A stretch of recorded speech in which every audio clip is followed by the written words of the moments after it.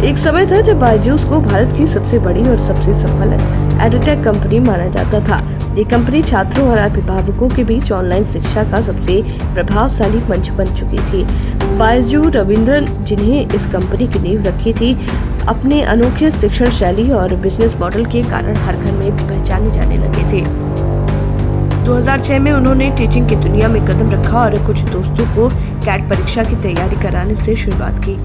उनकी लोकप्रियता इतनी तेजी से बढ़ी कि कुछ ही वर्षों में वो बड़े बड़े ऑडिटोरियम में सैकड़ों छात्रों को पढ़ाने लगे। 2009 में उन्होंने बायजूस क्लासेस की स्थापना की और अपने बिजनेस को पूरे भारत में फैलाने की योजना बनाई। बायजूस का मॉडल बेहद प्रभावशाली था और छात्रों को शुरुआत में मुफ्त क्लास दी जाती थी और बाद में उन्हें पेड कोर्स में शामिल किया जाता था। 2015 में बायजूस ने अपना पहला मोबाइल ऐप लॉन्च किया, जिससे कंपनी डिजिटल शिक्षा के क्षेत्र में क्रांति लाने लगी। 2018 तक बायजूस भारत की सबसे बड़ी एडटेक कंपनी बन चुकी थी और इसे यूनिकॉर्न का दर्जा मिला। इसका मतलब था कि इसकी वैल्यूएशन $1 बिलियन से अधिक हो गई। 2020 में कोविड-19 महामारी के दौरान जब स्कूल और कॉलेज बंद हुए, तब ऑनलाइन लर्निंग का चलन बढ़ा। इस समय बायजूस के लिए स्वर्णिम अवसर था। कंपनी ने अपने कोर्सेज मुफ्त में उपलब्ध कराए, जिससे छात्रों की संख्या में बेतहाशा वृद्धि हुई। दुनिया भर के वेंचर कैपिटल इन्वेस्टर्स ने इसमें भारी निवेश किया। फेसबुक के संस्थापक मार्क जुकरबर्ग की कंपनी समेत कई निवेशकों ने बायजूस पर दांव लगाया। इस दौरान कंपनी ने white hat junior, great learning और आकाश इंस्टीट्यूट जैसे कई बड़े एडटेक स्टार्टअप्स का अधिग्रहण कर लिया। ये विस्तार इतना तेज था कि 2022 तक बायजूस की वैल्यूएशन $22 बिलियन तक पहुंच गई। लेकिन इस अप्रत्याशित ग्रोथ के पीछे एक गंभीर समस्या थी, भारी कर्ज।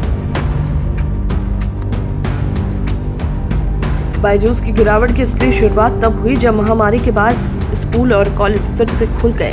छात्र और अभिभावक ऑफलाइन क्लासेस की ओर लौटने लगे, जिससे बायजूस की ग्रोथ धीमी पड़ गई।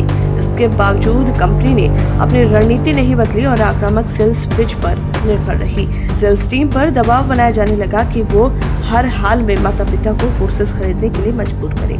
माता पिता तक दबाव डाला गया कि यदि उन्होंने बायजूस के कोर्स नहीं खरीदे तो उनके बच्चे प्रतियोगी परीक्षाओं में पीछे रह जाएंगे। बायजूस की आक्रामक बिक्री नीति ने कंपनी की छवि को गहरा नुकसान पहुंचाया। कई माता पिता ने शिकायत की कि उनसे झूठे वादे किए गए और भारी फीस वसूली गई। जब कुछ लोगों ने अपने पैसे वापस मांगने की कोशिश की तो उन्हें खराब कस्टमर सर्विस का सामना करना पड़ा। बड़ी समस्या ये थी कि बायजूस ने अधिग्रहण के लिए जो कर्ज लिया था वो अब कंपनी के लिए संकट बन गया था। भारी कर्ज के कारण कंपनी की वित्तीय स्थिति डगमगाने लगी। 2022 में कंपनी को हजारों कर्मचारियों की छटनी करनी पड़ी और कई ऑफिस बंद करने पड़े।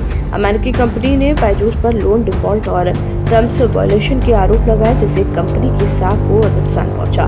2023 में बीसीसीआई ने बायजूस पर पेमेंट डिफॉल्ट के चलते कानूनी कार्रवाई शुरू कर दी, जिससे कंपनी और अधिक संकट में आ गई।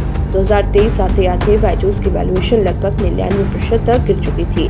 एक समय $22 बिलियन की कंपनी अब सिर्फ $225 बिलियन पर आ गई थी।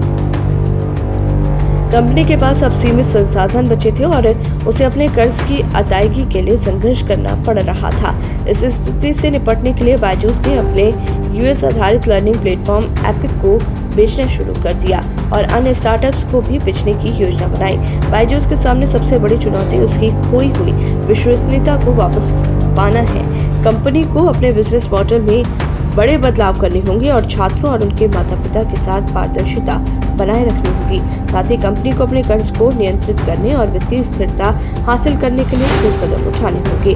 हालांकि मौजूदा परिस्थितियों को देखते हुए बायजूस की वापसी मुश्किल लग रही है, लेकिन यदि सही फैसले लिए गए तो ये असंभव भी नहीं है।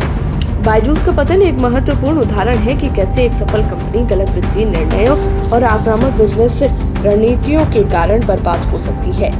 ये उन सभी स्टार्टअप्स के लिए एक सीख है जो केवल ग्रोथ और वैल्यूएशन पर ध्यान केंद्रित करती हैं, लेकिन ग्राहकों के साथ विश्वास बनाए रखने और उच्च गुणवत्ता वाली सेवाएं प्रदान करने की अहमियत को नजरअंदाज कर देती हैं।